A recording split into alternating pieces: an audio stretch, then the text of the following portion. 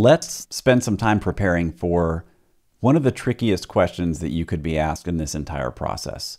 Not only is it a tricky question, but your answer to this question could be a huge difference maker in the outcome of your ultimate negotiation. So let's talk through this question. I'll tell you what I think you should do and how you should do it, and hopefully I'll persuade you that what I'm suggesting is the way for you to go. So the question is, what are your salary expectations? Or sometimes it's phrased, if you join this team in this role, what are you hoping to make if you come here? And this can happen really early in the recruitment process, maybe even in the early screen process when you're first talking to a recruiter about a potential role. And it can come up as late as immediately before you get a job offer. You're already through the interviews and they say, hey, we're going to make an offer tomorrow. But before we do, I wonder if you could tell us, what you're hoping to make if we extend an offer. We don't want to waste anyone's time and give you an offer that isn't going to be appealing to you. So why don't you just tell us what you're hoping to make, and then we'll try to make a good offer for you. The problem with this is that while it sounds like you're kind of being told that you can name your price, you definitely aren't. They're not just going to say, okay, to whatever number you throw out there. But really, it's a little bit deeper than that, in that what they're really asking you to do is take a guess what they would pay you to do this job at their company. And of course, that's going to be a pretty uneducated guess. There's a lot that you don't know about this particular role at this particular company that they do know. So for example, you don't know what their budget is. You don't know how badly they need to fill the role. You don't know how badly they've been trying to fill the role, for how long. You don't know how many open positions they have for this kind of role.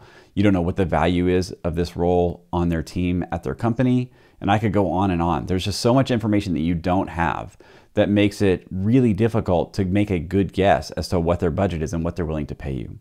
So instead of doing that, I recommend that you push back, don't give them that information, and hold out for them to name the first number so that you can negotiate from that number forward. You can always name a number if you want to. If you have a minimum number in mind that you want to be above and things like that, you can always say that number. There's never a time when you can't say that number. But if you say a number too early, you could cost yourself a lot of money by undershooting. Sometimes I have clients who will think that they're going to say a high number. I'll talk them out of it, and it turns out that their high number is actually below the bottom of the range of the job that they're being offered. So if they would have said their high number, they would have ended up at that number, but also left a lot of money on the table. And on the other side of it, if you overshoot, if you go way above what their range is, they may just stop talking to you. They may just decide it's not worth continuing, or they might try to redirect you to a different recruiting pipeline or something like that. And of course, that's not what you want to happen. What you want to happen is that you can actually close the deal on the opportunity that you're pursuing. I understand that this can be pretty scary. So I realize, especially late in the process, if they say, hey, we're going to make you an offer tomorrow, but first we want this information from you, that it's really tempting to just give them the information and get the offer, which is why it's such a tricky question that they ask you. But I promise you it's in your best interest to hold out, to not share that number so that you can see what they have in mind and then negotiate from there. So how do you avoid sharing your salary expectations? It's actually pretty straightforward. You can just say something like, I don't really have a number in mind right now. I'm really excited about this role and the opportunity to work with this team. I think I'll be a valuable addition to the team, as we've talked about in our interviews so far.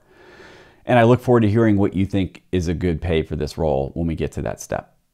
You can rephrase that a few different ways, and you can use it again and again. And eventually, most of the time, the recruiter will just kind of give up and make you an offer so that you can actually start having that discussion.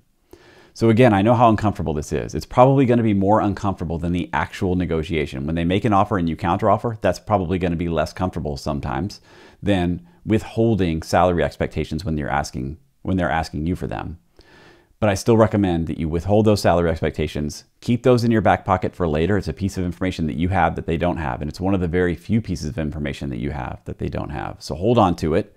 See if you can get them to give you an offer, and then you can take that offer and negotiate it.